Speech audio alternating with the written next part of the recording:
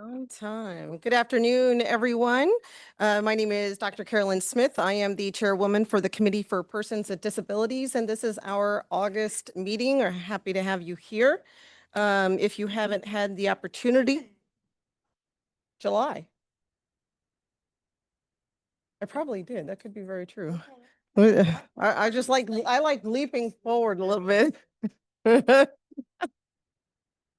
Yep.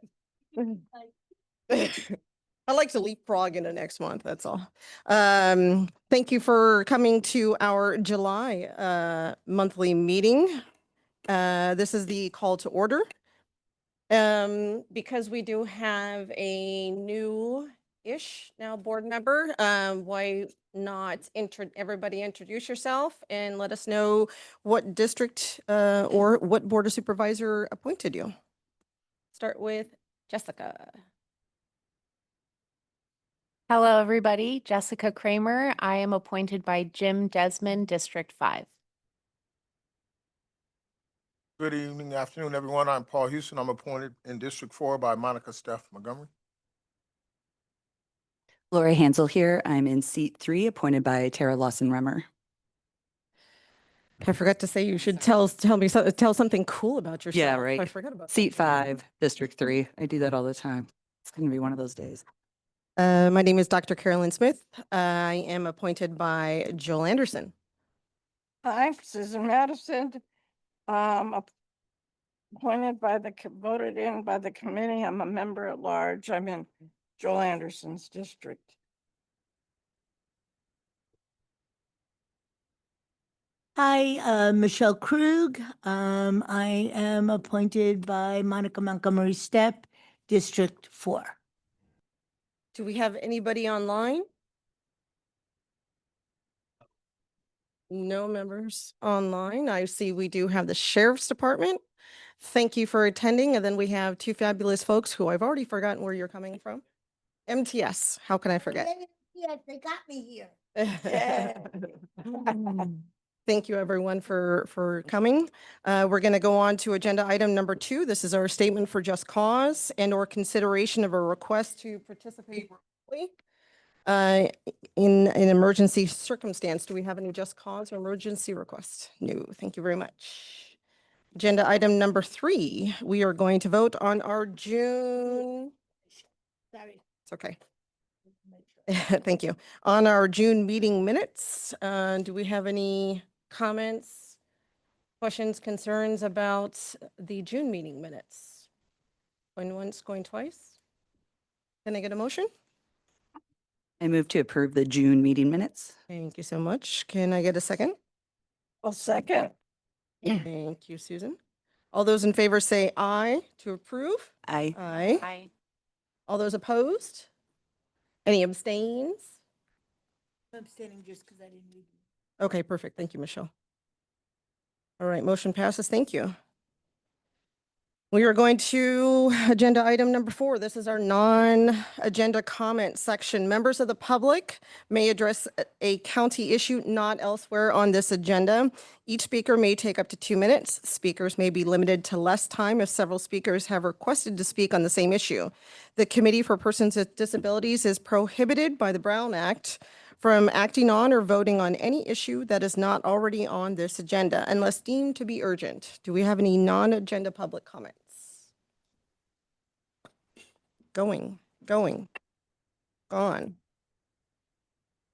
Oh. Who do we have online with a non-agenda? John? John Brady? I'm not sure. John, I see you with your hand up. Are you muted? Yeah, can you hear me? Oh, great. Thank you. Sorry, I'm used to them having a little pop-up that says I can speak.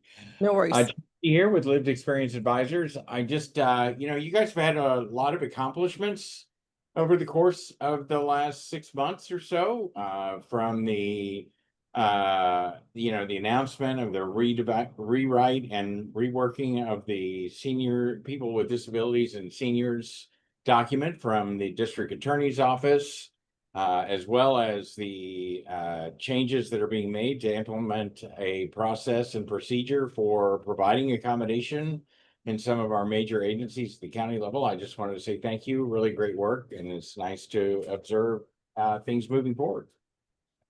Thank you very much for that, John. This whole board works really, really hard, and so on behalf of all of us, thank you for those comments. We really appreciate it. We are now going to move to MTS. So if you'd come forward, introduce yourself, and if you have a very cool last name, if you could spell it for Katie so she can record it.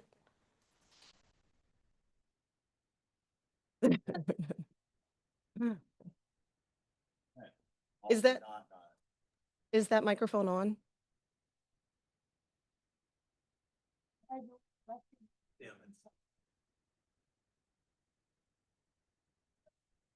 I do it.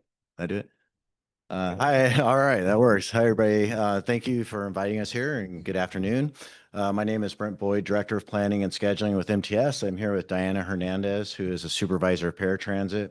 And we have a couple presentations for you. Diana is going to talk about our MTS Access Program, any recent initiatives we've had with it, and so on. And then I'm going to talk about On Track, which is our marketing effort to gather public feedback on the future of transit services in San Diego. So I'll talk about some of the trends that we're facing at MTS and how we're gathering feedback. So Diana's going to take it away first. Thanks, Brent.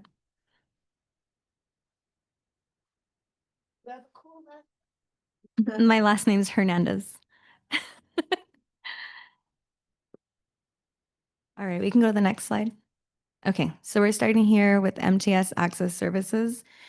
MTS operates a fixed route bus and light rail system using ramp or lift equipped vehicles. These are fully in compliance with our ADA policies. We also operate a complementary paratransit division. This is known as MTS Access. This is for riders who have been certified as unable to use fixed route services. MTS Access provides complimentary paratransit service that is comparable to the level of MTS to fixed route. This is offered within a 3-4 mile radius as nearby bus route and or trolley station. Next slide.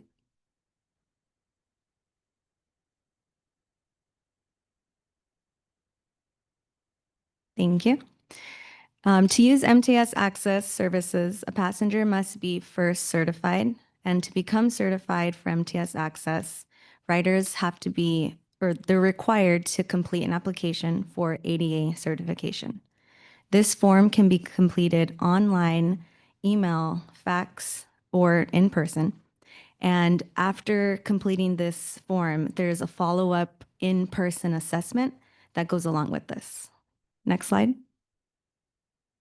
There are 3 forms of MTS Access eligibility. The first one is unconditional.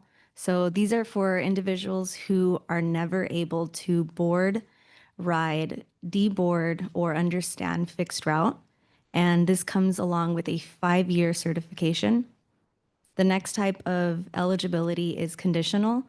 This is for individuals who are eligible to use MTS Access under circumstances when fixed route is not a viable option due to the effects of their disability.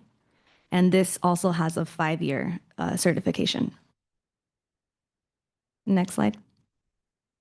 So the last type of eligibility is temporary, and this is for individuals whose disability is expected to improve over time. This is a short-timed type of disability. Next we have, thank you.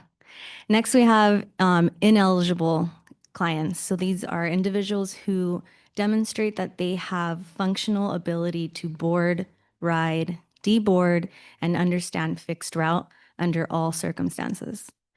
And each applicant has 60 days from the date that their eligibility determination letter is sent to them to actually appeal this process when they are given an eligibility that they don't agree with. And details regarding their options and their timeframes are inside of that letter, the determination letter. So next, I'd like to talk about our same-day paratransit pilot. So this just started July 1st, and this is same-day trips. These are scheduled for eligible MTS Access customers, and they're based on a space available basis. The same-day service is a premium service, so it has a higher rate of $10 per one-way trip. And reservations for same-day services are made from 8 a.m. to 4 p.m. And to book or while booking the trip, the reservationist has a 1 hour window before and after the requested time. And the evaluation metrics for same-day pilot, these are based on different observations, such as percent of requested trips that are provided and denied by the contractor, the passengers per hour, key performance indicators, which are also known as KPIs, one of these being on-time performance, qualitative data from complaints, customer comments, and customer surveys, and the cost and impact to existing service. Lastly, so I'd like to mention we have at MTS our own committee for accessible services advisory, and I myself am the point of contact for this committee. I'm the main clerk for this. So this committee consists of 15 voting members from various disability advocacy organizations throughout San Diego. And it includes 4 seats dedicated to paratransit and fixed route consumers. And we have these meetings based on a quarterly agenda. They're held at our MTS boardroom at 12th and Imperial, and our next meeting is scheduled for September 18th at 1 p.m. Any questions or comments? Thank you. Thank you for that. I do have 2 quick questions. I'm 100% disabled combat wounded veteran. I was in Iraq. I was injured in a roadside bombing. So I have a brain injury and a whole bunch of other things, but you wouldn't notice that, right? So when it talks about the ineligible moniker, some days, and everybody on this board can attest to this, what I'm going to say is some days your disabilities are manageable and good. And some days they change. And within that same day, it could be completely different. So if somebody like myself would present, I would look like I would be ineligible, right? So are there exceptions for being ineligible that can migrate to unconditional if it's in that space of today's a great day, tomorrow when I come interview with you and try and get a unconditional, it may not be. I do understand, yeah. So there are different parameters that our eligibility assessors have, and that they are aware on how to presume if someone goes from conditional to unconditional, or we'll say conditional to temporary, those type of things. It's not impossible, and we have many cases that, you know, have, as you just mentioned, that can go from one to the other. A lot of this also has to do with the forms that are filled out, because there's usually doctor's notes and things like that that go along with it. It's not just, you know, on our behalf of what we think. So, yeah. And the other question I had is for the 1 hour notification, and forgive me if I jotted that down wrong. So again, since disabilities can be in flux, what happens if they need to make the appointment for pickup not within that hour, not within that time frame? What happens? Can you rephrase the question, please? Sure. So in order to get the ride, right? One of the slides said there was a 1 hour notification. Yeah. Right? So before pickup. What happens if the person being picked up, the disabled person being picked up, what about if their disability is sort of in flux and maybe, there's days that all of a sudden I'm in a migraine, right? And anybody who's experienced that, what happens if I'm not getting in within that 1 hour time frame to schedule? So if I'm understanding your question correctly, this is someone who needs to make a ride who didn't know that they need to make that ride that same day. Right. So these are same day trips and they do, as mentioned, come on a not first basis, but as possible basis. So if we have the service to provide it, saying that we do, the 1 hour window is so that way the receptionist, the person who's making the trip has a place to put you in between the time that you're asking for, let's say 12 p.m. They have 1 hour prior to 12 and Got up it. to 1 hour after 12 to set your booking. And that way they have that cushion to do so. Okay, Yes. perfect. Thank you. Yeah, you're welcome. There's a public comment on the, I didn't want us to forget to, public comment. And we'll have the board. John, like to, make comment? I can barely hear you. Are you calling on John Brady? Yes. Oh, sorry. Thank you. I don't know where the microphone is, but there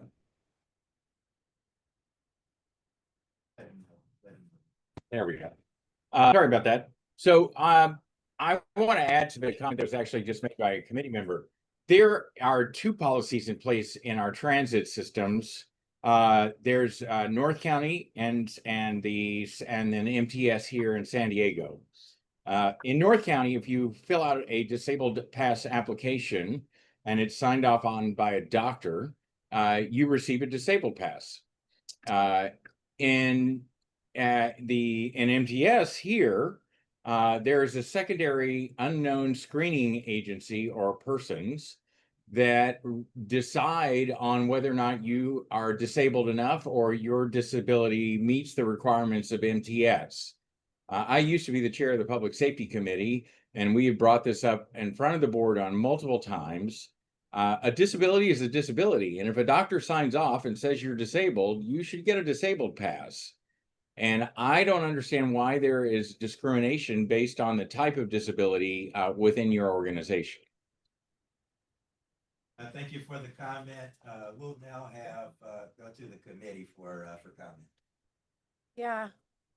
Sorry, am I cutting someone off? Nope, you're good. Okay. Michelle Yeah. had her hand up. Oh, there. From the beginning. yeah, no, I just can't see, so you go.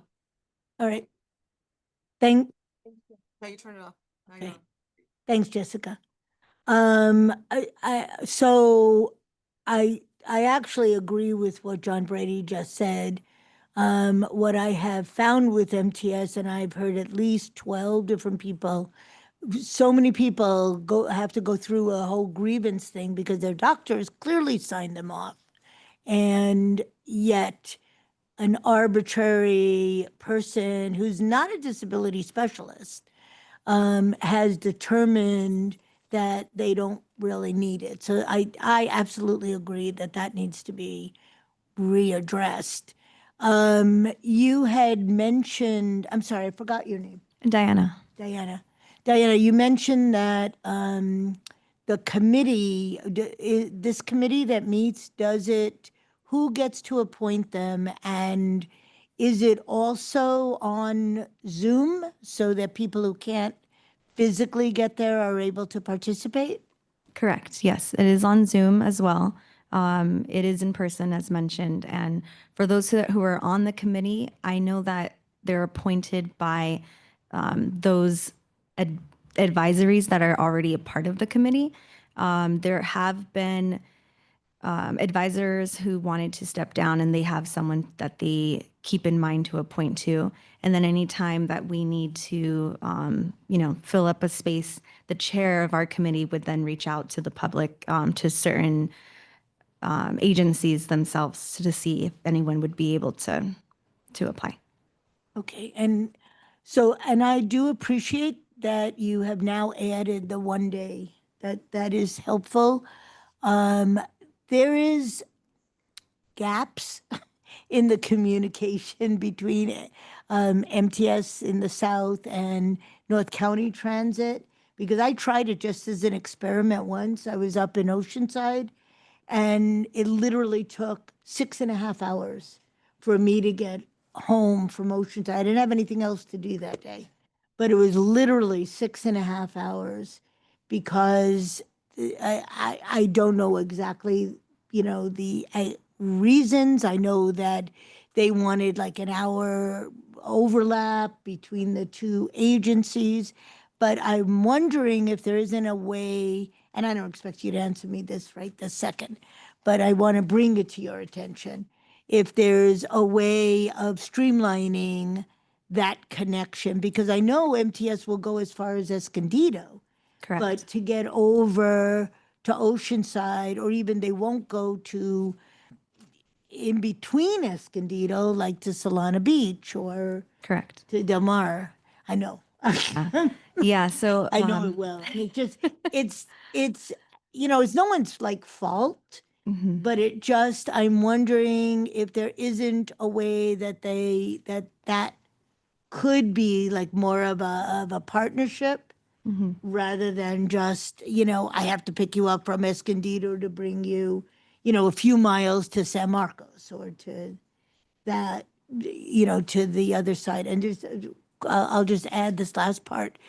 It is also super challenging for someone who is eligible for access to not be able to get like a ride home after a certain time, because in your neighborhood, particularly the poor neighborhoods, and it's specifically people of color, it's Southeast San Diego in particular is affected, that our bus services are not going very late on the weekends. And so you're not able to do, anything that where you have to come back home. There should, I'm sorry, but I think this is an issue of equity, that you should be able, as a disabled person, to be able to participate more fully in life, because as it is, it's taking you longer.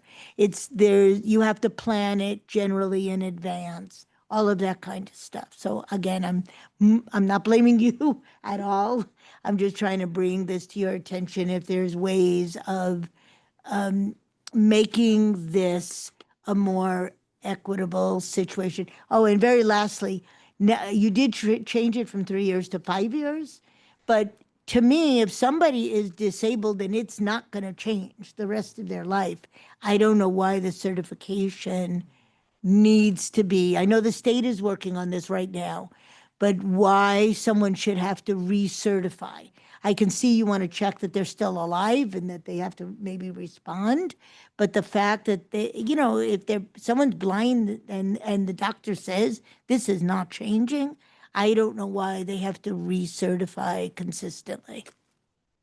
Madam Chair, we have a second MTS presentation as well. Ms. Brunner. Yeah. Yeah, I'll be short. I just want to state my agreement with the previous speakers. I receive many calls from caseworkers that work for service providers in the community with people with disabilities, and the calls revolve almost entirely around behavioral health disabilities, and people being turned down. Again, having a doctor signing off on it, but the committee not moving forward with it. So I would really like to encourage some improvements around recognizing that, task completion, being on time, being able to sometimes having verbal outbursts. If somebody has verbal outburst or lack of coordination and they're not causing harm or safety matters, those are reasonable modifications. I had a client who traveled frequently, and she would be kicked off for verbal outbursts that were not a harm to safety. But when I would escort her to her form of transportation and speak to the either driver or conductor or somebody else explaining that she had a disability and that, pending safety issues, to please watch out for her, make sure other passengers weren't being abusive to her. She always got there safely and feeling supported. So I would just like to see more support for people that have neurocognitive or behavioral health disabilities. And I do think it's really important that if there is a secondary committee, which I think is burdensome to people with disabilities, but it should be made up of people qualified and diverse to understand the many different facets. And my last question is there a person with lived experience who has a disability or disabilities? Are there seats that are specified on that committee for people with lived experience? I'm not sure if there's any seats available right now because we do have all of our members accounted for. But I will say that there are members that are currently on the committee who are living with disabilities and things like that. So And using transportation? exactly. Yeah, okay. Yes. Yeah. Thank you so much. Absolutely. Quick, getting the second one? Yep, go ahead, please. Real quick. I live about, I'd say almost 2 miles from a bus route. There's no way I can do that. Get there and then use a regular bus. I can use a regular bus with a lift, obviously. And I'm capable, but I would assume I would be eligible for paratransit due to the 2 mile to get there issue. 2 miles to get to a A bus, a Mhm. bus, A bus stop. a bus stop. Yeah, so the paratransit would be able to pick you up within 3/4 of that mile. So if you're at 2 miles from that, it could go as far as 3/4 of a mile outside of that bus stop, and then you would have to reach it the rest of the way. So that's as far as we can go outside of the bus stop So itself. you can't take me across town. They take me to the bus stop. I'm confused. Yeah, no, so it's 3/4 radius of that bus stop. So let's say your house is 3/4 away, It's 2 then they miles can, away. okay, yeah, so they can only go, We do it three quarters of a mile. You have to be 3/4 of a mile or Or more. closer, no, or closer Of- in order to get that. correct. Yeah. The You know, chair, my- if I could restate, just to clarify, so in Susan's example, if she lives 2 miles away, she would have to get herself 1.25 miles at least, and then Susan, they could come and get you the last 3/4 mile to get you to the next stop. Yeah. So you'd be on your own for the first 1.25 miles from your 2 mile spot. I don't think so. Yes. This is correct. Thank you. So, I would hope that you guys would consider maybe partnering with Uber or Lyft or another third-party vendor, to close the gap between that 3/4, because I live in rural East County. Mhm. I'm in the same position that she is. There's not a bus stop within 3/4 of a mile of me. And I know there's, if you go out a little bit further, Ramona and all these other places. So maybe you guys in the future can consider doing a partnership with a rideshare and see how that works out. Maybe grant funded or something. Okay, thank you. Thank you very all. much. I appreciate it. Thank you. Diana, can I give you my number? Absolutely. And we have one more fantastic MTA. Okay. All right. Thanks, Diana. Thanks again for having me. Brent Boyd, Director of Planning and Scheduling with MTS. And just side note, that 3/4 of a mile boundary, that's a federal requirement. So that's something that every trans agency across the country complies with. So that's the reason for the 3/4 of a mile delineation there. While the If you- presentations. I'm sorry, if you don't mind, could you expound on that at all? What the reasoning is behind that? I'm just. Oh, I stuck don't on know. the- It you don't know. just I'm it gonna just have to do is. a Google search, okay. Yeah. So Stuck on this 3/4 mile myself, but it's interesting. yeah. So that's just the number that's been set by the FTA and ADA and that type of thing. So every transit agency in the country complies with the 3/4 of a mile.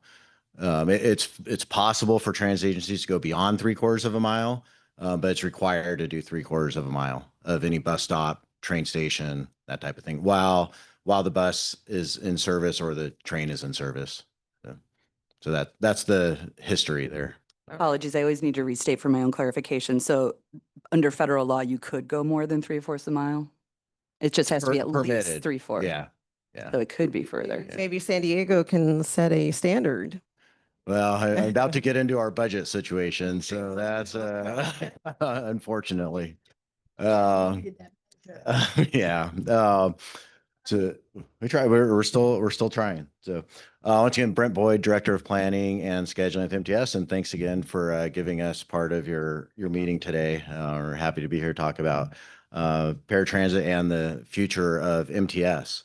So just for background, MTS, we're one of 2 transit providers in San Diego County. I think there was some reference to North County Transit earlier today.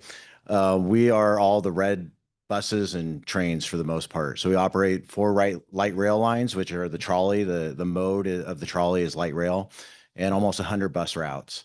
The coaster, if anybody uses the coaster or the sprinter up in North County, or any of the blue buses, those are operated by North County Transit District. But we basically operate all the service essentially south of Del Mar, south of Escondido, and we have services all the way east to Borrego Springs and so on. So we have quite the large service area. We carry about 250,000 people per day, per weekday. And our rider profile, generally it's younger, almost half are under 30. A lot of people going to work and school. We have some stats on that. And we're carrying largely a transit dependent population, people that are reliant on MTS to get to their jobs, get to school, and so on. And that's the general rider that we have. We like to say we're approaching a crossroads. So there's been lots of great trends for transit lately after COVID. The chart that you're looking at here is our annual ridership in 2019. And then you saw the dramatic decline in COVID, about a 60%. See it, so can you? Okay, describe what you- sure. So the graph that we're looking at on the left, we're showing average or annual ridership across the system dating back to 2019. And in 2019, we were upwards of 85 million riders. And then 2020 and 2021, which was the thick of COVID, we dropped about 60%. You're And aware that slideshow's not keeping up online, right? Not aware of that. What do you see currently? We see a PowerPoint that has the slides listed on the left, and it's on the first screen. That's all we're getting. Now it changed. Did you catch up? It's gone now. Okay. Well, so anyways, generally the ridership before COVID, we were at 85, 90 million riders per year. COVID happened, and everything about COVID was bad for public transit. You didn't want to be in tight spaces with a lot of people. You didn't want to touch surfaces. A lot of the downtown employment, which transit is, has a lot of focus around downtown, that went away. You had the work from home stuff. So there's a lot of things that were working against transit, and our ridership fell 55, 60%. And that is not dissimilar to transit systems across the country. We actually fell at less of a rate than most transit agencies. So we kind of hit rock bottom in 2021. That was really the core of the COVID effects. School was out, if you remember that, all that kind of stuff. Since COVID, since we've hit the real effects of COVID, we've been gaining ridership at 8, 10, 12% every year. And we're basically back to pre-COVID levels, which is really good for a transit agency in the USA right now. If we go to the next slide, that's great timing. We actually are one of the fastest growing in terms of transit ridership in the country. We are now, before COVID, we were the 21st largest transit system in the country, 21st in terms of most riders. Now we're number 13. So we gained a lot of ground since COVID because we kept a lot of service out there. People were relying on transit. I think we left some confidence in people, and people kept staying on transit.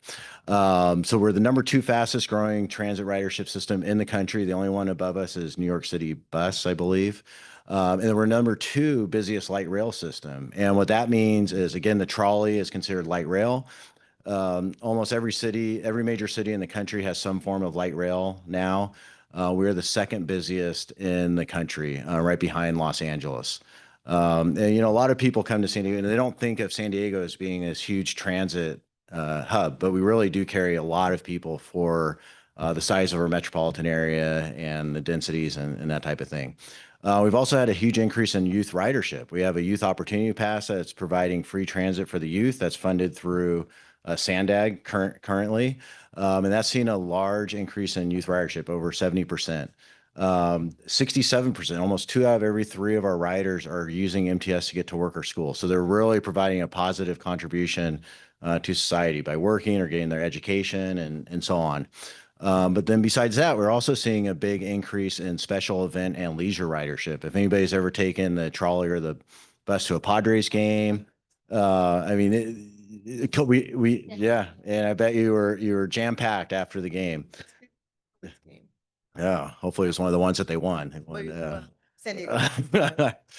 Comic Con is coming here in a couple weeks, and we basically carry almost the equivalent of the entire Comic Con attendance we carry on the trolley.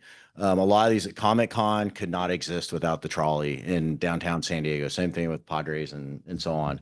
So we're getting a huge increase in special event and leisure ridership. But at the same time, so we have all these positive things happening with transit, but at the same time, we're facing this budget gap that's in the impending few years. And it's not just MTS, transit agencies across the country are facing this. Local jurisdictions are facing this. I mean, the city of San Diego just had a big issue with their budget. Basically, every public agency is having some type of budget issue these days. We've been covering, we can stay on that slide for a second.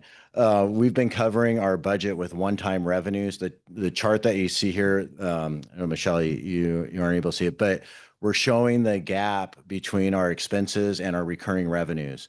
And we generally have an $80-90 million gap, and we've been able to cover that with one-time funds, whether we're taking out of reserves or moving capital funds to operating funds, and there's still COVID relief funding that is still available to us that we've made last this long. But all of those one-time funds are really going to run out starting in like FY29, FY30, and we're going to be faced with a $100 million budget deficit. So we're trying to figure out how to bridge that gap. We can go on to the next slide. One of the reasons, how do we get there? I mentioned, MTS is not alone in this. There's public agencies all over the place that are facing this issue. There's increased costs. There's a competitive job market, wage increases are going up, and the cost of goods and materials are going up. And it's just one thing that we can't get out of. At the same time, revenue is not increasing at that rate. We have not increased our fares since 2009. And a dollar now is about 30% less than it was in 2009. So even though our fares have stayed the same, the equivalent revenue has come down, especially in relation to the rising costs. And the last bullet we have here is lack of modern funding locally. And what that means is we don't have a significant local revenue source. We get a lot of our revenues from the state and federal governments, and we get some locally through Transnet. Transnet is a half-cent sales tax, but it funds transit, it funds highways, it funds a whole bunch of things. LA has a 2-cent sales tax dedicated to transit. And if you've been to LA recently, they are expanding rail like you cannot believe, but they have this dedicated local funding source. San Diego, again, we have the half-cent. Going to transit operations is a much smaller percentage than that. So that's kind of some of the reasons why we're in the situation that we are. If we go on to the next slide. So what are some of the things that we've done to bridge this gap? We've delayed planned bus and trolley service increases. We had actually planned, right now, the blue line goes every 15 minutes up to UTC, 7.5-minute service from the border to downtown, and then 15-minute service up to UTC. We were actually planning in January to double the service up to UTC to every 7.5 minutes. But we had to postpone that due to the funding situation. We had other bus improvements that we were going to make. We postponed all of that. Slowing transition to zero emission buses. There's a big effort to go to zero emission buses, and we are full on board with that. It's a great goal. I think it's a necessary goal, but the fact is it's expensive. So an electric bus is about twice as much as a regular bus and goes about half as far. So in terms of capital investment to provide the same level of service, we need to spend almost 4 times as much. There's all the infrastructure and so on. So there's challenges with transitioning to zero emission buses right now in terms of budget. So we're slowing that because you can go about 500 miles on like with a CNG. Yeah, an electric bus, you can only charge for 200 miles or so. So, and our buses, they pull out at 4 a.m. in the morning and they come back at midnight. They're out there all day long, just going back and forth. They can rack up 400, 500 miles a day. So you just can't do that with an electric bus. So there's challenges there. Again, I talked about shifting some non-critical capital funds to operating funds. We're doing increased fare enforcement. If you've ridden the trolley, hopefully since February, you've seen more security out there. We started a $25 fine if you don't have a trolley ticket, and you actually have the opportunity to not pay the fine if you do community service and some other options. But we're seeing an uptick in compliance there. So that's been a good thing. That's extra, about $500,000 a month that we're seeing from that increased enforcement. I mentioned that we haven't raised fares since 2009. We're working with Sandag on doing a fare study to see if we can raise fares, what the appetite is for that, and how much money that would generate if we do raise fares at different levels, and then other administrative and operational cost savings efforts. Go to the next slide. So we have started this project. It's called the Comprehensive Operational Analysis, which the planning department, my department's managing. And we hired a consultant to look at all of our services in depth. We're doing a system-wide service evaluation, determining what areas are using transit well, which areas are not, what areas could use transit, and so on. We are eventually going to develop 2 different scenarios from all of this data. One will be if somehow we're able to get additional funding through either a sales tax measure or additional funding from the state or anything of that sort. And we're exploring all different options to get additional funding. If we can get additional funding, how would we expand the system? How would we build onto it? Whether it be more frequency, increased areas of coverage, and so on. The other scenario that we're looking at is if we don't get any additional funding, we're stuck with our current budget deficit that we're looking at. How are we going to bridge that $100 million gap? There's no way around it to cover a $100 million gap. Some service would have to be cut. We don't know how much, but it'd be a significant amount. So we're building 2 different plans to figure out what's the best way to build towards the future optimistically or not so optimistically. And we're doing this project. We can go on to the next slide. We're doing a project to help gather public input on how we can improve services. If we got more money, where would we invest that money, and so on. So the timeline right now, we are out in the public gathering feedback, or at transit centers, community groups, places like this to gather feedback on what we're doing right, what we can improve upon, and so on. We're going to take that information as well as all the information that the consultant is gathering in terms of our existing ridership, regional origin destination patterns, all that kind of stuff. Then we'll develop a plan for increased service. We're going to bring that to the board early next year, and they'll review that plan and either accept it or make changes to it and so on in the event that we decide to go for a ballot measure in 2026. At the same time, while we're considering the ballot measure, we're going to be developing a plan to look at how we're going to reduce service if we need to bridge that budget deficit, if we don't have additional funds coming in. And then that'll be developed over the course of 2026. Fall of 2026, we'll make a decision on which way we're going, and then we'll start implementing the service changes as early as 2027, January of 2027. If we go to the next slide. So how do we get involved? We are doing community outreach events all over the place. This says that we've done 25 since April. And I think this is probably a number that's a week or 2 old. We've done more than that. We have a website that's tracking all of our events. In the picture there, we see there's 8 buckets of 8 like glass jars, and we're asking people to prioritize if we had improvements where we should invest money in. And the options are, reduce fares, increase security, increase frequency, longer hours of service, more weekends, better technology, more comfort. There's a number of different categories, and we're giving people 3 balls, and they could put it in whatever bucket they think is most relevant. They could put all 3 balls in one bucket or spread them out. So we're going out to transit centers, community groups, like I said, places like this, and getting feedback. So we're taking all that back, and our marketing department's putting a summary together of where people want to see improvements. So if you can take a look at the website and you'll have a copy of the presentation, you'll see where we're coming up to next. And then we're also going to build a tool, which will be an online version of this outreach, where you can go on the internet and rank your recommendations essentially.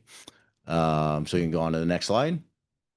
So final thoughts, we always like to leave on a positive note. We don't always present the best news, but we like to leave on a positive note. And it's 86% of MTS riders and 83% of non-riders believe MTS is valuable to the community. So see, even people that aren't using MTS see it as valuable to the community. They see that people are taking it to jobs and to school and so on.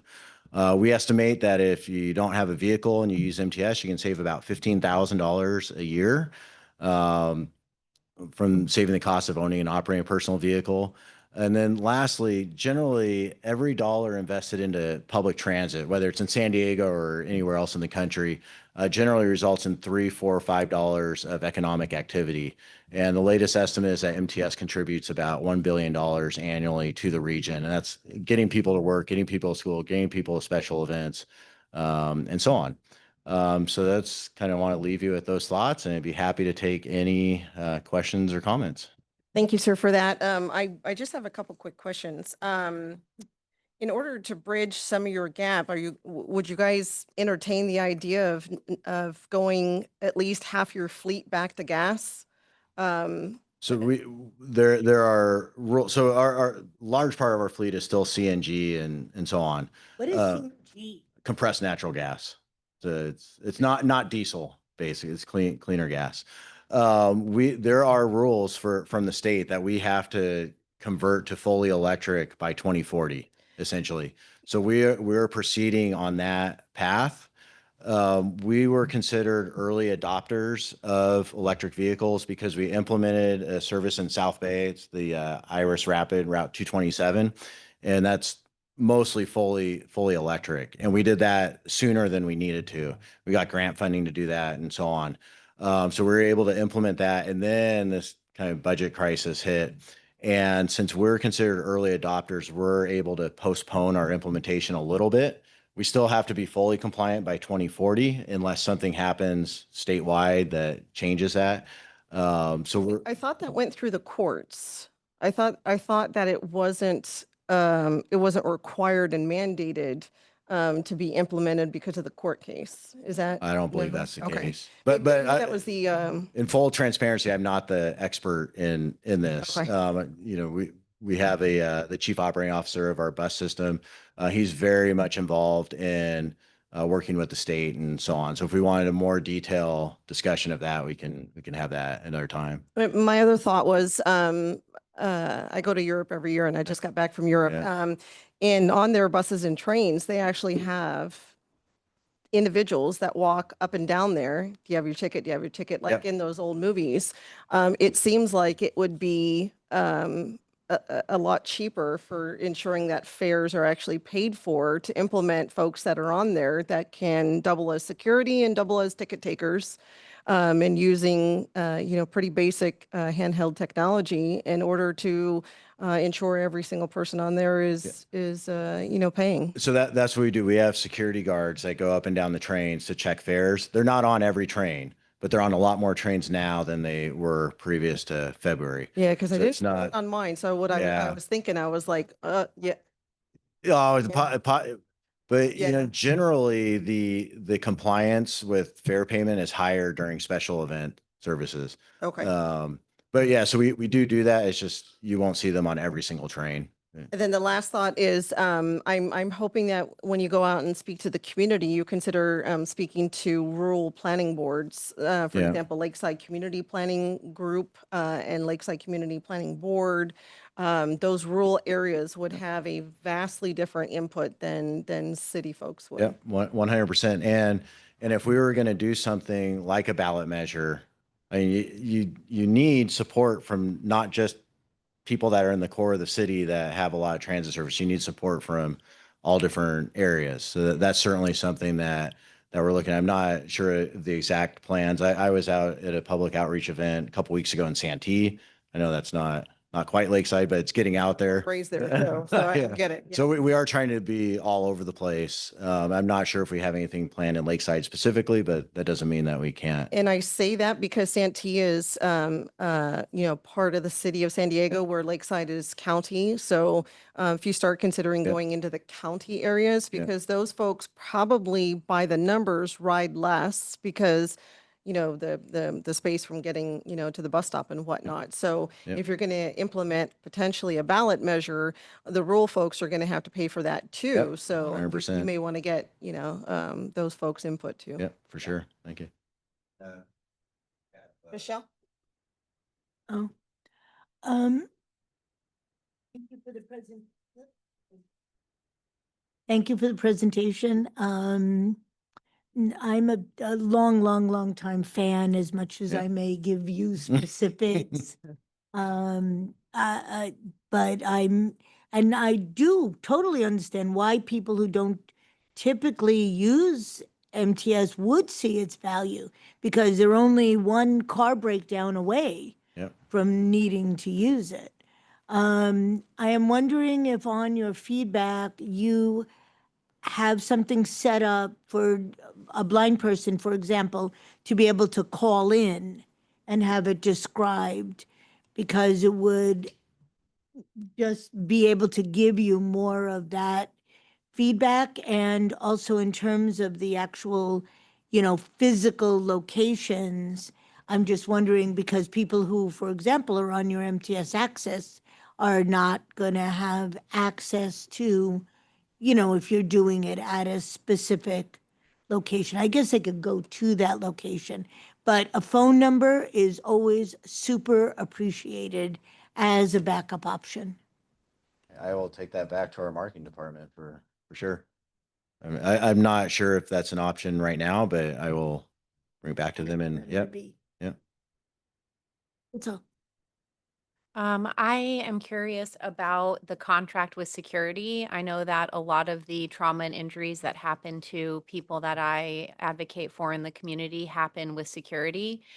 Does the contract specify compliance with state and federal disability rights laws? And could you utilize some type of training that I'm sure this committee would be even happy to advise on, that you mandate for any contracted security personnel to be trauma informed and very well educated in different types of disabilities? Yeah, I don't want to give you a wrong answer. So I have my email address in the presentation. If you can email me with those specific questions, and I will send it to our head of security and our general counsel, and we'll get a response back I to you. appreciate that so much. And if you wouldn't mind providing your phone number, I also have vision Exactly. impairment. That's where I was Yeah, gonna go. I will Yeah. leave that. I'll leave my business cards here. Thank you. Yeah. And I see John has a question online, and Wellbrock. Katie. John, First, we have Wellbrock. Hi there. Great presentation. Thank you so much. I learned a lot, and I'm really happy to see that over 40% are using public transportation for events and leisure, because that's what my question is related to. I am the lead for the accessibility committee for the Liberal Advance at the Convention Center. It's going to be held this year in October. We anticipate around 1,800 community members from across the county. And we were interested in offering some sort of incentive so that since the parking was such an issue last year, and just to promote public transportation in general. Do you have any programs or maybe options, or we could speak offline about how we could incorporate some of these different options into our programming and campaign? Yes. And again, I'll ask you if you can email me, and I'll get you hooked up with our marketing department. We do lots of events like that, where we have a partnership, and it could be any number of ways where they buy fare tickets in bulk. There's a partnership. There's any number of different ways that that can happen. And we have people on the marketing team that focus on that. So we'd be happy to get you connected to them. Great, thanks. And I was also wondering, is there some sort of like GIS, like a live link where people can go in and find out the most accessible way, depending on if they need accommodation to get around on public transportation in San Diego? That's a good question. We normally direct people for trip planning. We have a trip planner on our website that links out to Google Maps, and then we really recommend one bus away as a general trip planner. For disability specific, that's a good question. I do not believe that there is, but we can look into that. One bus away is an app. It's a travel planning app. You can find your closest bus stops, and you'll zoom into those bus stops, and you'll click on the icon, and it'll show you when all the next buses are coming. So it's better than scheduled information because you actually see when the next buses are coming. Live updates. When I leave here, I'm gonna check one bus away for the trolley station right across the way, and I'll see when the next trolley is coming. That's cool. Is that accessible to people with vision impairment? So for instance, I would not be able to use an app because I have a optical nerve with screen time. Would there be a phone number I could call to be equally included in that? That's a good question. We can include that on your email. Thank you. Yeah. And John, we have John. Go ahead. Thank you. John, you're on mute.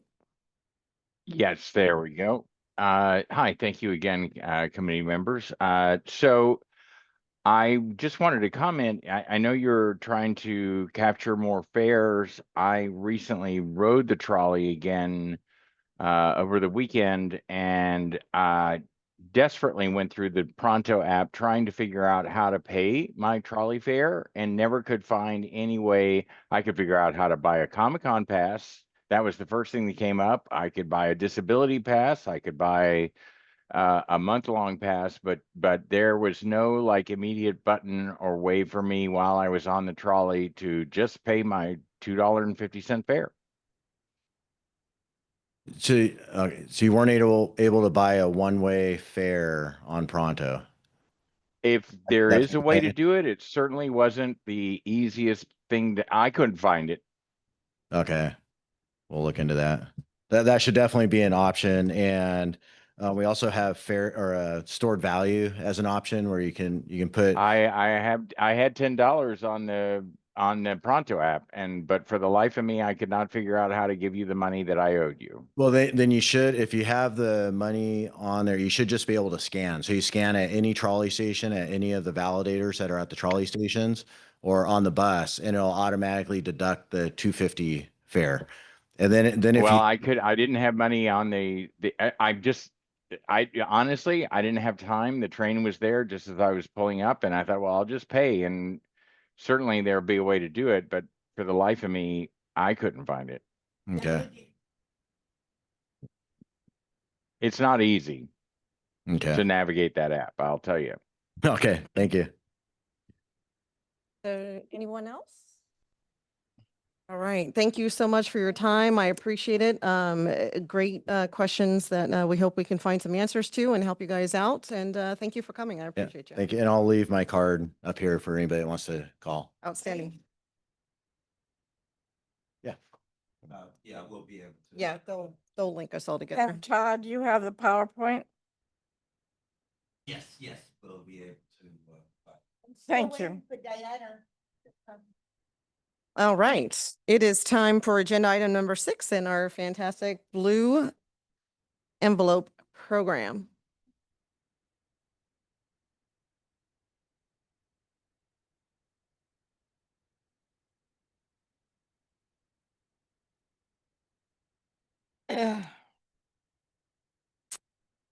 All right. Hi, good afternoon. Thank you for having us speak with your group. We're excited to be here. We're excited to, oh, sorry. I'm not used to a microphone. Sorry about that. My apologies. Thank you for having us here today. This exciting program that we're going to talk about, we're very proud of. And it's one of those unique programs where we get to speak on behalf of many angles of success points that we've had so far. So I'm excited to share those with you and just being a part of this whole process. I'm still fairly new to this program myself. My partner and I, Edith Sanchez Cruz, she's the Community Inclusion Director with the San Diego Sheriff's Office. And I'm Heather Clark. I work with the Crime Prevention Unit as their manager. So together, collectively, our unit is responsible for promoting this program and being the liaison between our partners and our communities that sign up for the communities that we implement in with this program. So we will go ahead and move forward with the process. If you can, please go to the next slide. All right. Thank you so much. Oops. Okay. What I'd like to start with is a historical viewpoint of where this program came from, because originally it was not a sheriff's office program. We borrowed it from another agency who initially started the process of borrowing the program from the state of Connecticut. So the entire program started in the state of Connecticut, but there were certain parameters that have developed over time that have made it into what it is today. So I want to give them credit, and the historical part that we're looking at is based off of 2020 until the current date. So the state of Connecticut in 2020, they had their legislative implement of Blue Envelope to enhance communication between a police officer and a driver on the autism spectrum. So those are the beginning stages. There's an image on the right that shows what the originating paperwork looked like when it was implemented in Connecticut. And that has since changed, and you have a sample on your table. That is what the overall evolvement has come to fruition with. So it's a very important process to note that, because the customized version that you see today was part of a collective effort in putting it together. And also we partnered with our communities to make sure that it was customized perfect and had the right pieces that fit the community members. So to continue on with the historical portion, in May of 2023, Riverside adopted the Blue Envelope program, and to assist drivers with specific needs should they ever find themselves in a position where they interacted with law enforcement. And one of our own crime prevention specialists saw this presentation and decided, you know what, this would be a perfect fit for San Diego County. So let's try to, bring this here and see if it works. But we're going to start with building this process with our community stakeholders and members first. So we didn't officially roll it out and say it was a law enforcement program. Our group collectively had, we had stakeholders, we had law enforcement, and we had community members collectively input what would work and customize everything from start to finish. So it was a group effort. And if you could please go to the next slide. So shaping everything together, it was very impactful in the process itself, because we wanted to make sure that we didn't miss anything. So all of these groups were able to provide their input and collectively have this process customized to the point where everyone, had a piece of what they thought was the most important part of the program. So the goal of the entire program was designed to serve as a communication tool, which also helped elevate awareness during an interaction and promote effective communication. So that was like the basis of the entire process. Next slide, please. And if you want to push the arrow, it should start a video. The Blue Envelope program is now available in San Diego County. It's a new tool to assist law enforcement agencies and community organizations to better understand and assist members of the public with a condition or disability that may impact communication or require additional accommodations or awareness. Here's how it works. Individuals can display one of several items readily displaying the Blue Envelope logo. These items may be a physical blue envelope, wristbands, lanyards, stickers, pins, or other items available for free through our community partners or your local law enforcement agency. This allows a sheriff's deputy or police officer who sees the blue envelope logo to know an individual has a condition or disability requiring additional accommodations or assistance during a service call or emergency. There's also blue envelope branded products designed to carry important information, such as medical or contact details. Participation in the Blue Envelope program is free and voluntary. For more information on the Blue Envelope program and where to pick up the Blue Envelope products, visit the website below. You can also scan the QR code on your screen. Thank you for making San Diego a Blue Envelope county.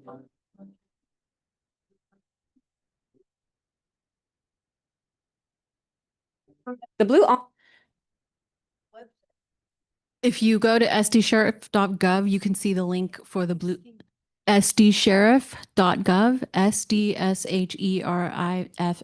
sdsheriff.gov, and you can see the blue envelope link on our website, which takes you to all of our educational materials that would be needed to get started for your program. So that if someone's listening and they can't see, they're not left out. Okay, perfect. I will make a note of that. Thank you so much.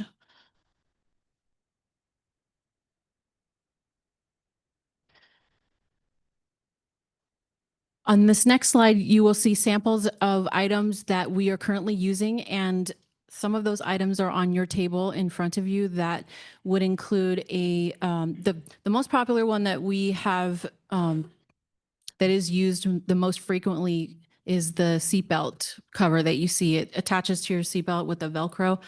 But that one, I've seen community members giving me feedback on. That's the one that they most often use. The second one would be either the keychain or the wristband. But we do have other items such as stickers. We have lapel pens.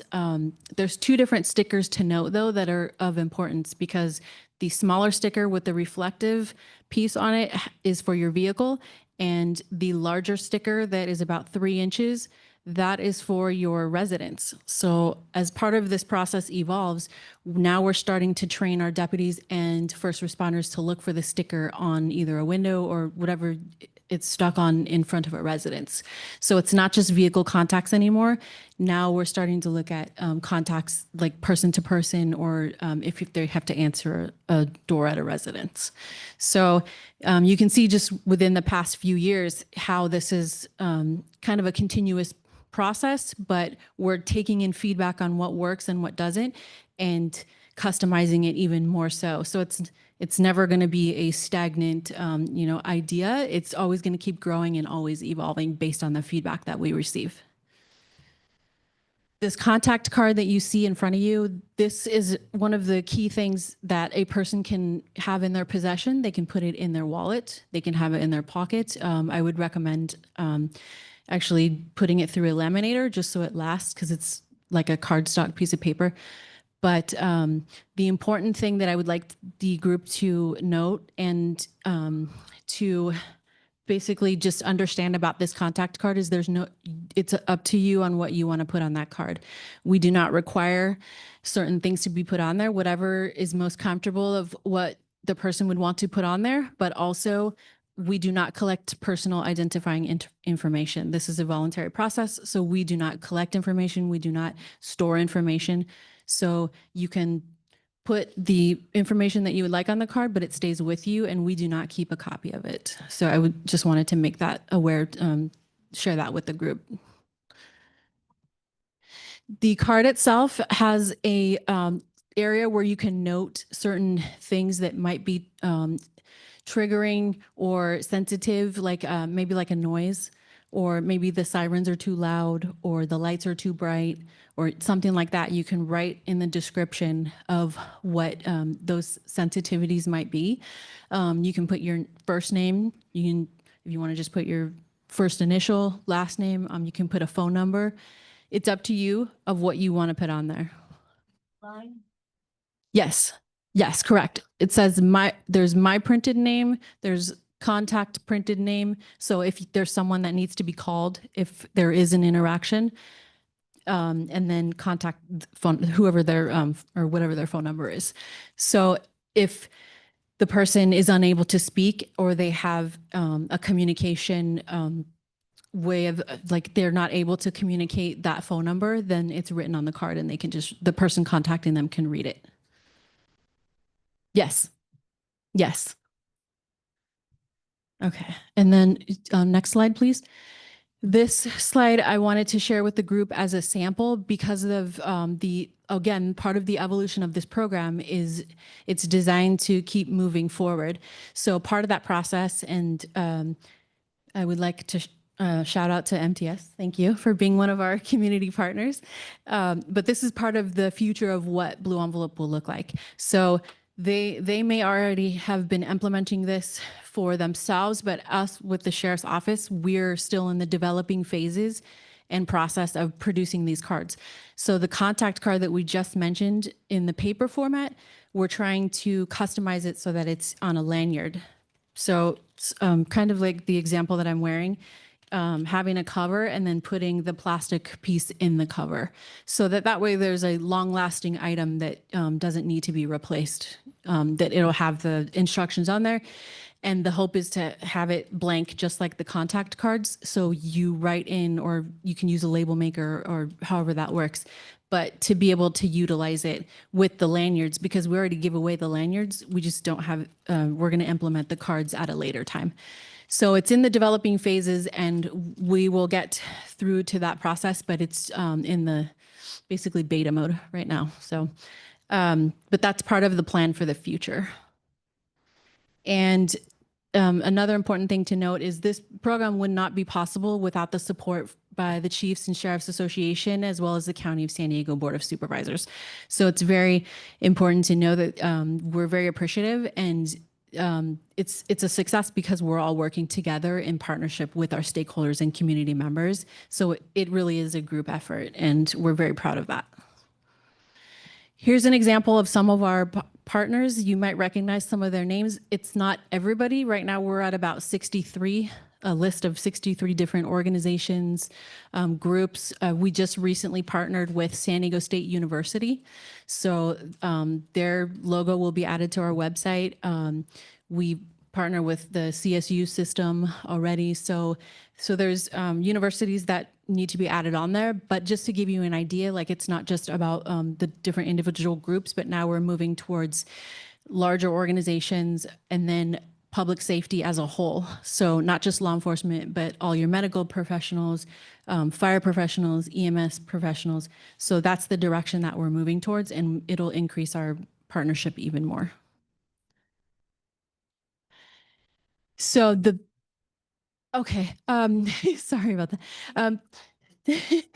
The San Diego Blue Envelope Community Partner Programs, they're the logos that are shown on the slides of the different groups, such as the San Diego Regional Center, the ARC of San Diego, the Braille Institute, Options for All, MTS, the Alzheimer's San Diego Association. And again, these are just a few of the samples that we have of some of our partners, but we do have a growing list of approximately 63 members so far. So this is just to give you an example of what exists currently. But if you go to our website, the sdsheriff.gov website, under Blue Envelope, you can see a list of our partners and the locations of where those are. This next slide is talking about the training portion, which is very important to note as well, because there's continuous training that's happening with our newer deputies that are coming in, and then also the seasoned deputies. So they're getting updates on, again, those progressive points that we're working towards with the program.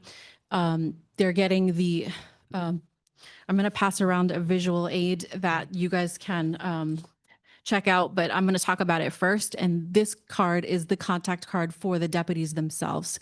And what this includes is a visual, or it's an illustrative way to go through that contact when the person is in front of them.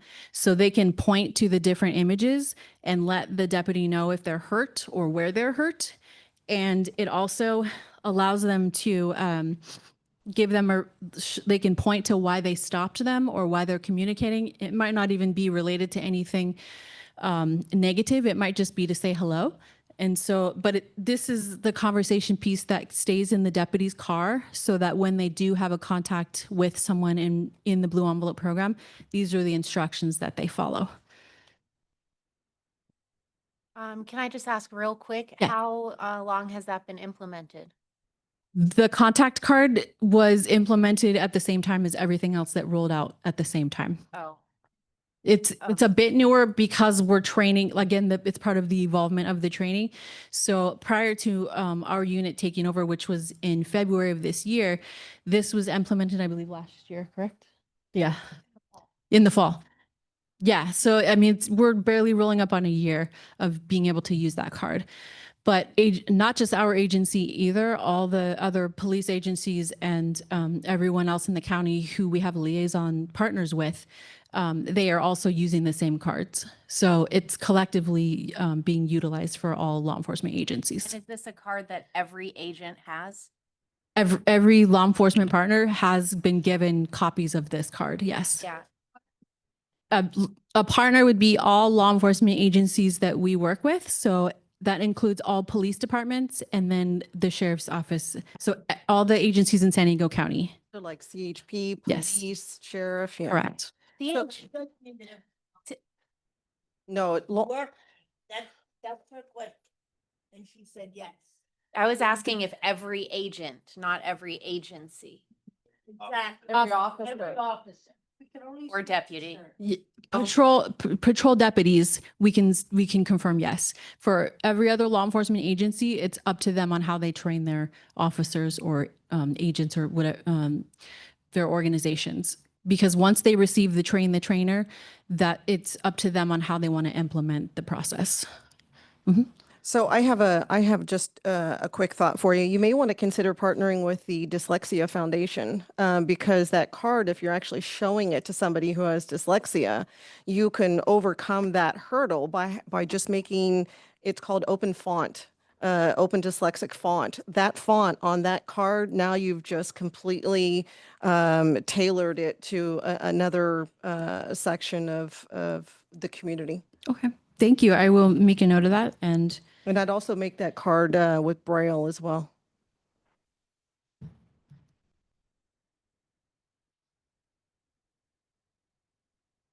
thank you very much. Okay. Another thing to note about this slide is the reminder that it's technically a hate crime if someone is harassed for having a blue envelope symbol. If they carry the symbol on their bag, or if someone sees it and they are harassed for having that, it's technically considered a hate crime. So in a sense, there's a protection involved in that. And I think that's one of the best parts about this program is that protection level exists. And I think it's super important to note that when we educate our stakeholders and our community members. Are we going to wait and try to have all the questions at once, or can we do this kind of dance in between when something comes up and there's a question? It's up to you guys, whatever your comfort levels are okay with. I am like totally in love with what you just said in vision. I can say that I personally have been a victim of a hate crime wearing my blue envelope material. I've been a victim of a hate crime with my service animal.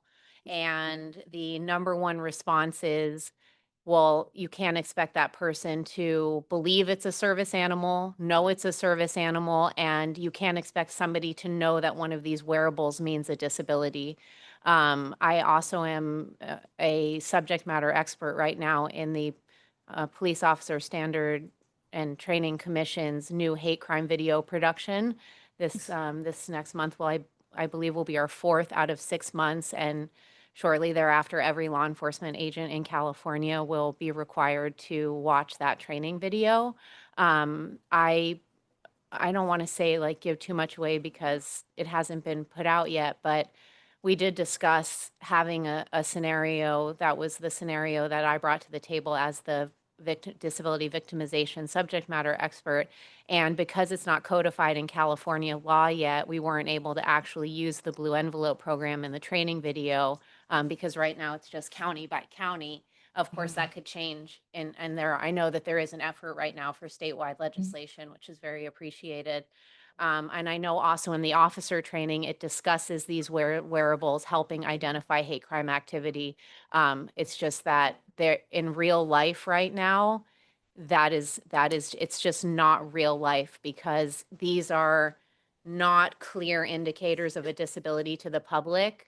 And so there could be no realistic way to hold a community member accountable for seeing a wearable, and therefore that meaning that they knew the person was disabled, unless they were a service provider or a family, and then they would have to admit to officers, yes, I know this means the person has a disability. Just a very, very high bar for actual reporting and prosecution. And I hope, we can continue to improve that, and deeply appreciate the connection to deputies and law enforcement about the connection, because I think the training element and bringing up the connection is the most important part, even though it might not be prosecutable right now.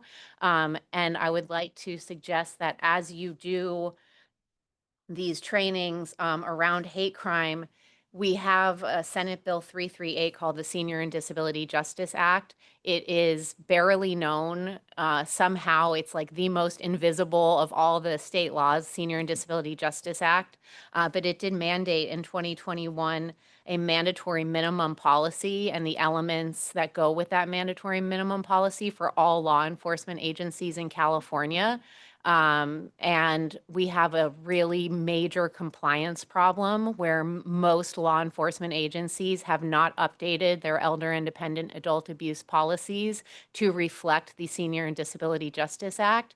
There are some agencies that have adopted. Some of them have updated the elder independent adult abuse policy to reflect the mandatory minimum elements of senior and disability justice. Some have actually adopted a Lexapol policy called Senior and Disability Justice. I will say the Lexapol policy is not actually meeting the mandatory minimum, so it is better for an agency to craft their own policy. But making sure that as you guys are training around hate crimes, it's really, really critical that there is discussion around Senate Bill 338 and the mandatory minimum policy elements, so that as law enforcement is interacting with the community, disability community at large, they're also engaging to make sure that those maximum protections are being offered by agencies. Thank you. In the interest of time, I'm going to let you finish, and then if we have any other questions, we'll save those to the end. Okay, perfect. Thank you. This next slide is just an illustration of the envelope that you have in front of you. And this was the customized version that evolved from all of our stakeholders, and we received their input, and this was the final product. So we can't take credit for that portion, but we can say that that is a proud moment of collective efforts that were put together and specifically customized with our stakeholders' input. So once we received the feedback, then it was produced just as you see it here, and then approved by those same stakeholders. So I think that's a really proud highlight to showcase as well. And then the next slide is just the backside of that. So this envelope is intended to be inside of a vehicle, but it doesn't necessarily have to be in a vehicle.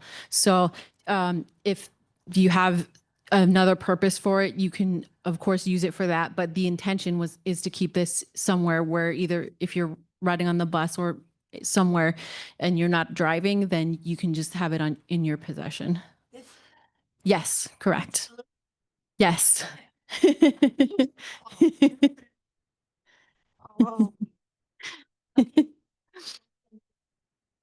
And then the next slide is the visual sample of the card that I shared with the group.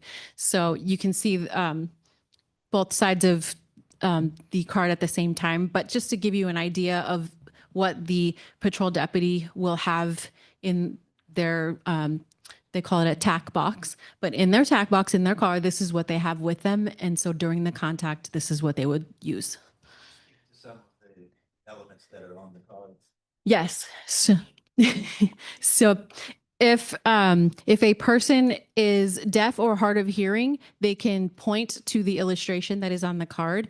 They can indicate if they are hurt or if something did happen, the deputy can ask them, or excuse me, they can share with them why they stopped them based on the illustration, and they can point to the icon that is included on there. They can, yes, the icons are, there's no seatbelt, there's a sign that says speed limit, and it explains over the speed limit. There's another icon that says run a red light. So it has a red light on the icon. There's a cell phone icon with a red circle over it that basically says cell phone usage. So there's a stop sign. So maybe the person ran the stop sign. The reckless driving, there's a vehicle that looks like it's driving recklessly. And then a broken down vehicle, maybe their vehicle was broken down on the side of the road. Pedestrian crossing, maybe the person was stopped because they went through a stop sign and someone was trying to cross the street, or there's an other symbol as well. So there may be something else or a reason why they would stop them. So those are some examples of what a deputy might communicate, but again, it might not be a negative contact as well. It might just be to say hello. So there might be some other ways of communicating that won't be on this card. It might just be interaction with the person, just like you saw on the video or heard on the video, that it's not always it's a communication method and a tool. It doesn't necessarily mean that it's going to be negative contact or something that, or it could be positive contact as well. Description of witnesses, if they were a witness, and it looks like they're asking them if it was a male or a female, what race they were. Yes, correct. Body type, and then as well hair color, and they point to different colors, and then if they had facial hair and those types of things. Very interesting. And all that is on the card. Yes, correct. What is the other look? It's just dots. So it might not be on the card that they're communicating. They might be lip reading in person, or the person, maybe if they're using their phone to text what they're communicating. So there might be another method that isn't visual that would be included in that contact.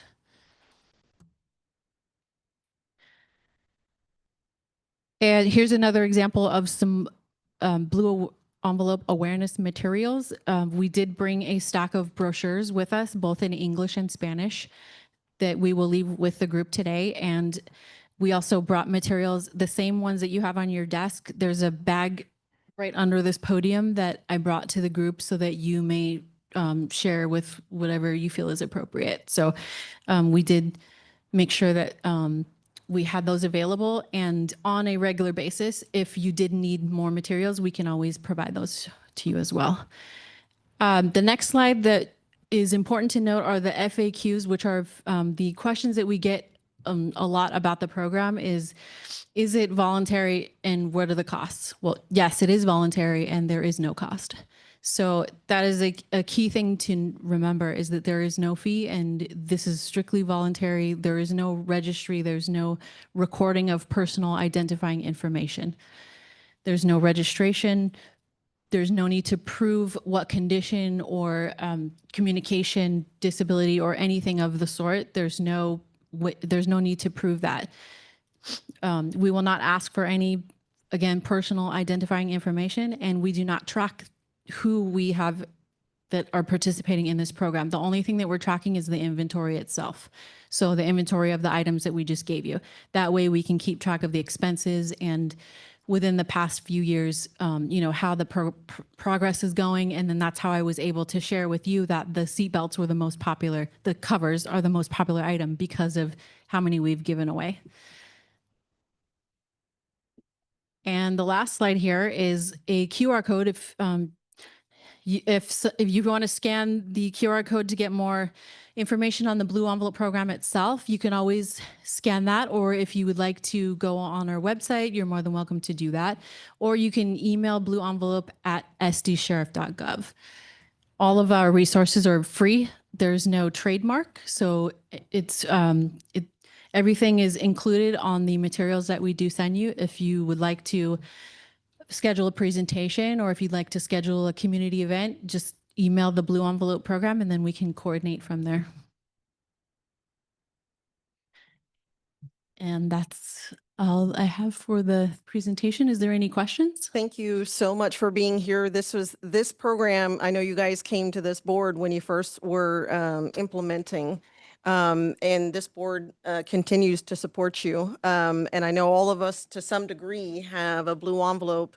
I have one in my truck. She has one on her dog. The best program by far that I have ever seen. The one thing I will add is please consider partnering with the VA. I know you are, you guys, SDVC, and you've partnered with them, and congratulations on doing that. If you need help getting into the VA, please contact the board. I can help you, do that. Again, this is one of the most important programs, and you guys are killing it.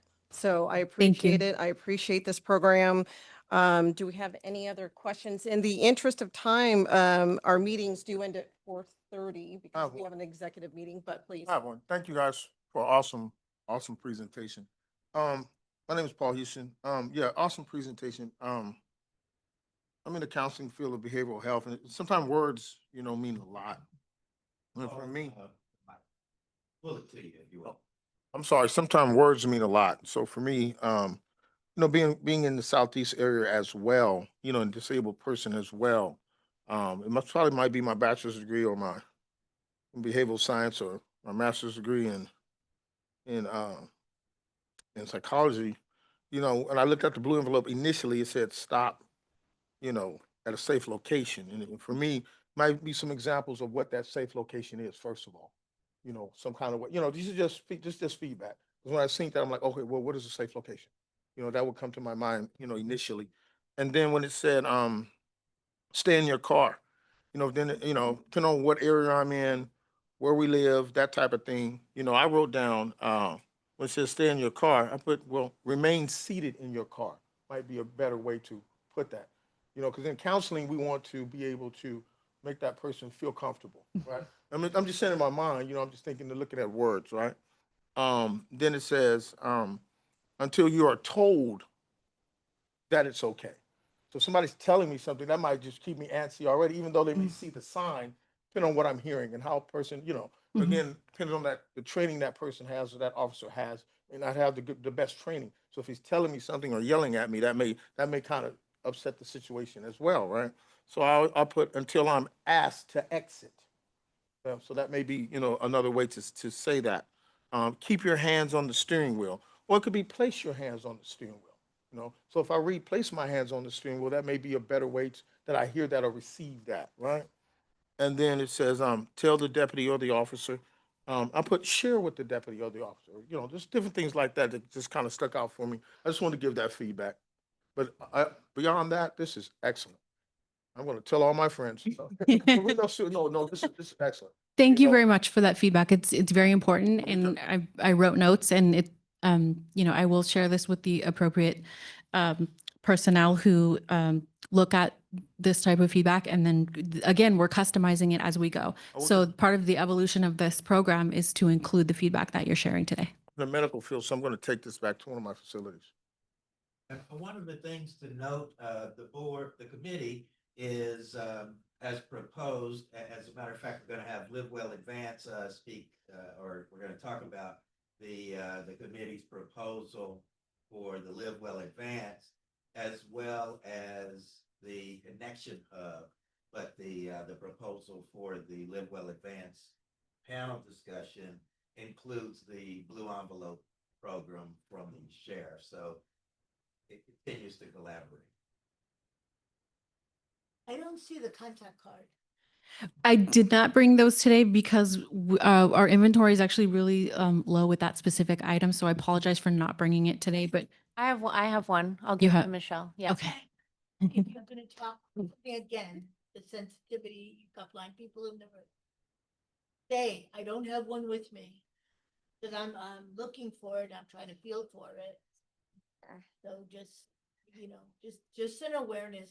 My apologies. Yeah, if you redo this yourself and have a blindfold on or just close your eyes, think about all the things that I wouldn't understand in the description, what you have on the slides, things like that. Thank you very much. Do we have any questions online? No? We're good to go? All right. Thank you so much for being here. We love having you as a partner, and we love seeing all of you. So thank you for your time and for continuing this program. It's fantastic. Thank you for your continued partnership and having us here today. It's been a pleasure, and we look forward to the success of the program. Absolutely. Thank you. Thank you. In the interest of time, we're going to move to the Live Well Advance Conference with Cameron.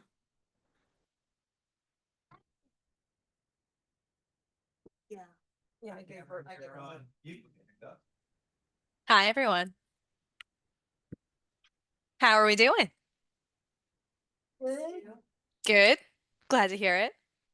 Okay, so Todd, I can't see the agenda. Are Jessica and I both talking today, or is it just me? That will change how much airtime I give myself. I definitely need to say at least 2 sentences worth of something. We can definitely make that work. Okay, great.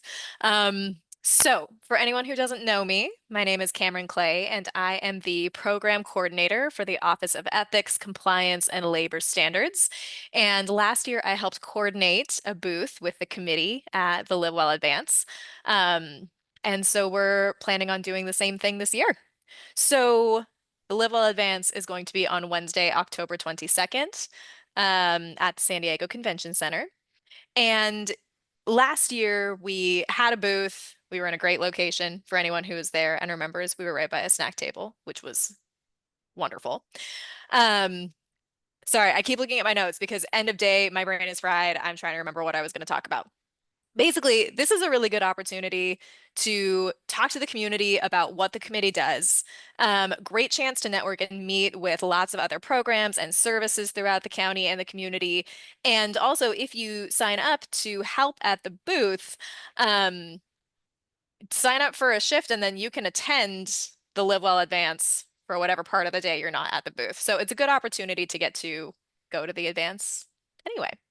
So last year we had a table with trivia questions for folks and candy, and basically anybody who came by, I think Jeanette, well, you'll remember with me too, and Sue, like Michelle, it was a really good time, but you'll remember that people came by and tried to just snag the candy, and we were like, absolutely not. You need to answer a question if you're going to get the candy. And so we got a lot of really fun interaction that way. And it just was questions about ability and disability and myths and facts. And we got some great signups. I think we had over 20 people sign up to get more information about the committee. And we also shared it with the Blue Envelope program. So they were at the table with us all day, which was also really eye-catching. A lot of people stopped by to learn more about that. So really, really cool day, really fun. We would love for everybody on the committee to help out in some way, shape, or form. John, I see that. That's wonderful. So yes, I'm trying to think what else was I going to say about it. Last year, we kind of did we had shifts, which was such a nice idea in theory, and then kind of went out the window in execution, and that's okay.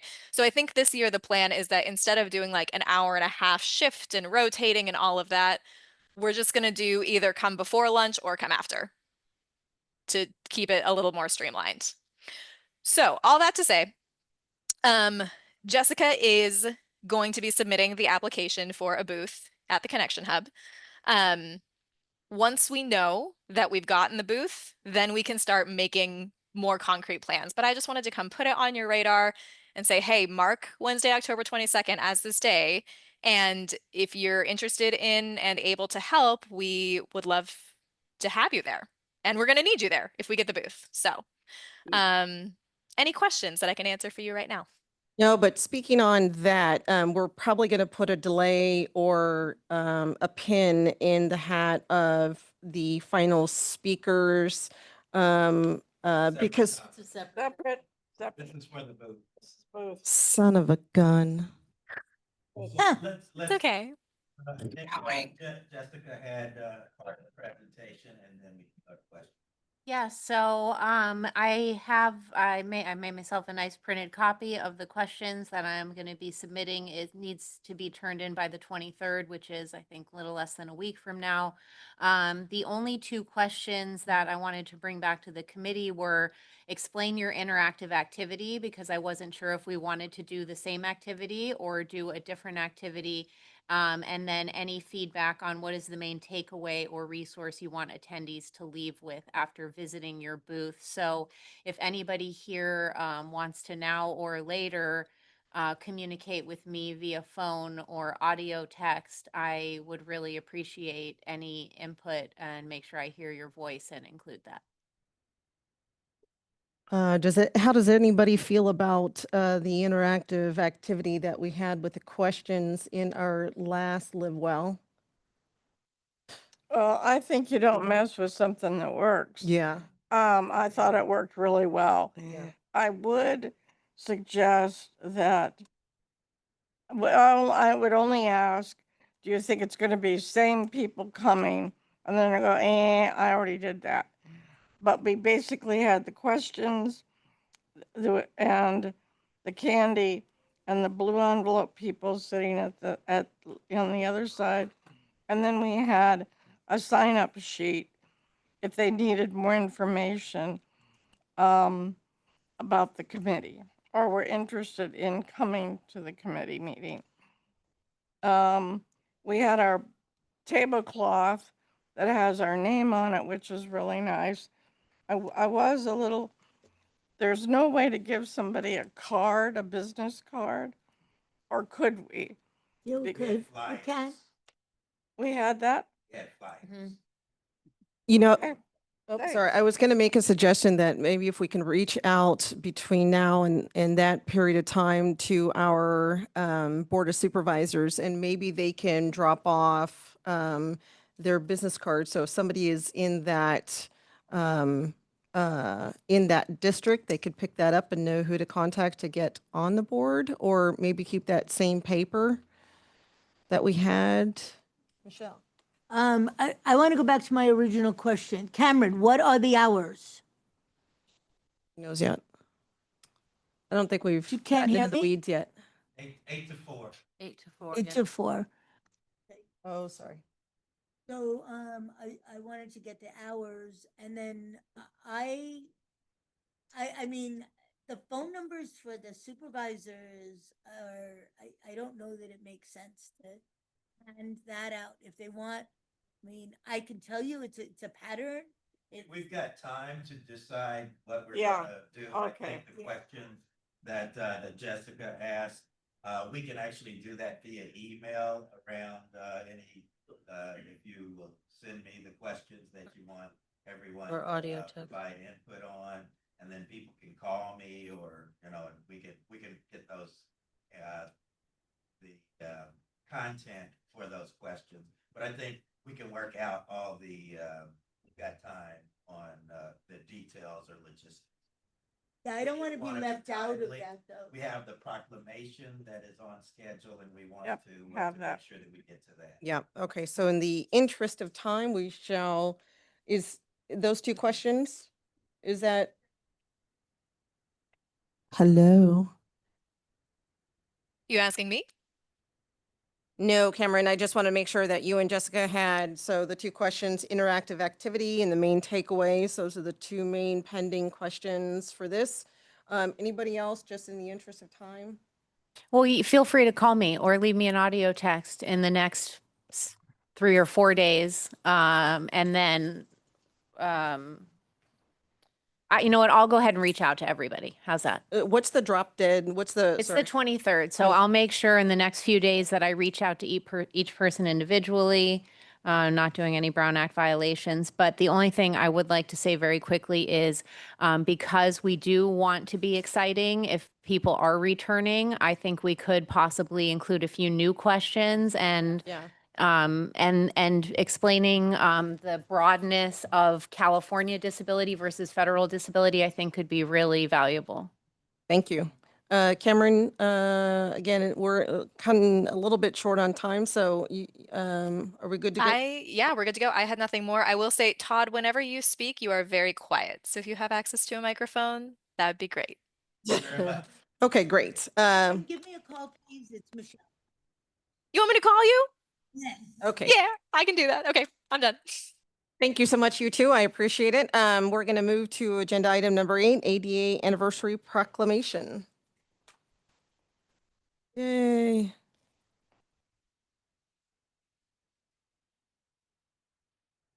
This is very exciting. Yes. Can everyone hear me online as well? Yes. Who are you? We'll take that as a yes. So my name's Evan Bridgham. I'm here on behalf of Supervisor Tara Lawson Reamer and the County Board of Supervisors. I'm here to honor this committee as well as the 35th anniversary of the Americans with Disabilities Act. I know we're short on time, so I'll keep it short and sweet. The ADA affirmed a simple yet powerful truth that disability rights are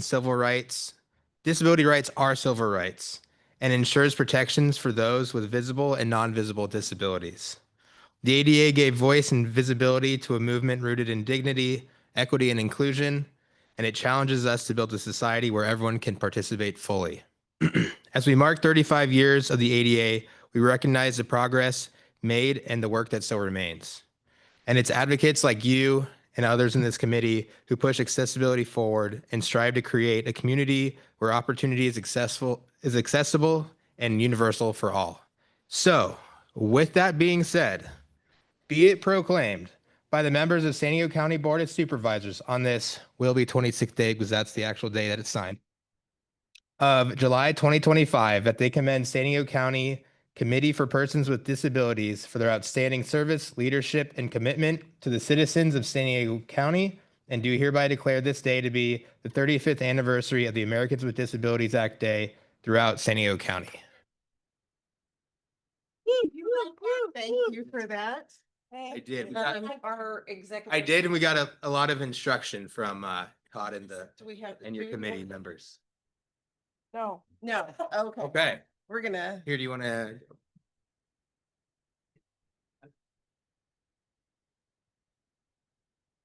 Committee doesn't want to stand behind. Please. Can we take two? So Yeah. do one Yeah, yeah. here, and we can move One over behind and do us. the the other other. behind us. Okay. Let's get the committee in. Come on, y'all. Here, do you want me? Well, I was gonna do the executive first and then everybody. That's, Executive well, should be the committee. Can we not? actually, why don't we? For the. Oh, come on. I'm right here. You're all standing. Stand right Thank between, you. between us. Thank you. Better side. If you want to stand here, because you're shorter. I'm thinking. Sitting down. Blue envelope represent. Lucius. He's down there. He doesn't. Can you in towards the group a little bit? That's There you go. perfect. Thank you so much. And just a little quarter bit. The gentleman with the blue shirt, can you step out Oh. a little bit? Yeah, there we go. I want to make sure I see everybody's face. One, two, three. One, two. Thank you so much. Thank you. That's our first one. So. Thank you. Yay. Yay. Thank you. Thank you. Thank Give this to you. Thank you so much. Thank you. Yeah. And so this will be, well, July. you want to tell them, how we're gonna use. Oh, It's not. anyone like to speak regarding the proclamation? The next board for July. Special. Would anyone like to speak regarding the proclamation? There's gonna be an article for employees. It'll be on our employees webpage regarding the proclamation. Oh, that's good. I wanted to just briefly say, I reached out to Options for All which is a very large organization serving people with intellectual and developmental disabilities. And they were unable to be here today, but they wanted to be. And I wanted to tell you that. And they want to partner with us in the future and have conversations. So in the future. They're also Blue Envelope partners, and I've connected, and they are absolutely incredible. Yep, they are. They're a good organization. Options for all. Yeah. So I wanted to add just a couple comments because this is this board's very first proclamation. That is a gigantic hurdle for any board to have something like this cemented in the history of the city. And so congratulations to everybody on the board for supporting this, and obviously to the Board of Supervisors for getting this through. The reason why this didn't go to a Board of Supervisors meeting and have it done, just because of the way their scheduling was, we weren't really able to do that. But with that being said, again, this is the very first proclamation of this board, and I look forward to having many, many more come through. And so keep these ideas of history around us. And when something like this presents itself, and thank you, Todd, for allowing us to do this. It was really your suggestion that started it. So thank you everyone for being a part of this and being a part of San Diego history. So congratulations, everybody. I just want to be clear that it's not actually the Board of Supervisors. It's specifically Supervisor Tara Lawson-Remer. Correct. Sorry about that. It's not the board. That's all. So I was trying to hide it. Supervisor Tara Lawson-Remer. So we've got 9 minutes left and we've got an election. Okay, let's get to it. Okay. Now is the time. I know we have Laura was nominated last month, but I want to go back through and see if there are any nominations for vice.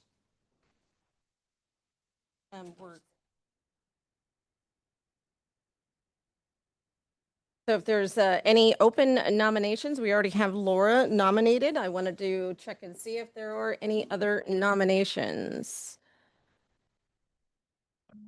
And I want to check and see if there are any further nominations for vice chair.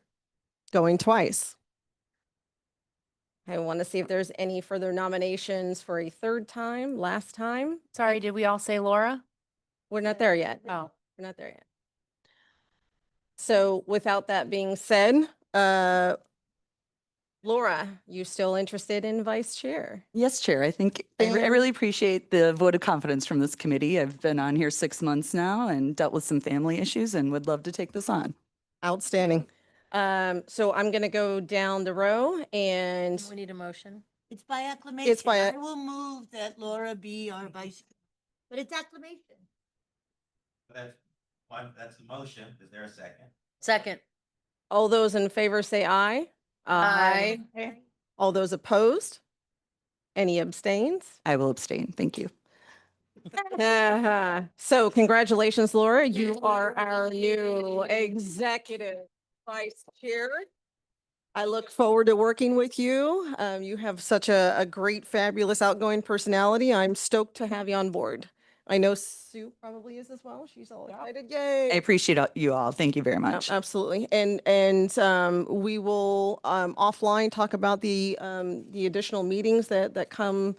Are we having one after this? Yes. Yes.